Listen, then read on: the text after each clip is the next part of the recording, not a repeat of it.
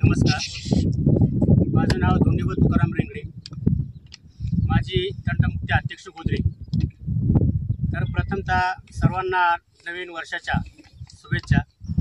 आज या ठिकाणी शिवाजी महाराज आमच्या गोदरे गावामध्ये शिवाजी महाराजांचा भव्य दिव्य असा पुतळा उभा करण्याचे जे काय स्वप्न दादांनी अंमलात आणलं आणि उभा करण्याची जी काय आमच्या गोदरे गावची जागा निवडली त्याबद्दल मी प्रथमतः दादांचे खूप आभारी आणि अभिनंदन करतो।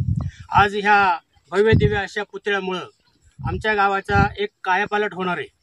आमचं गाव हे विकासापासून वंचित असलेलं गाव आज ह्या आमच्या गावाचं ह्या भाग्य उदयाला येणार आहे, एक विकास होणार आहे।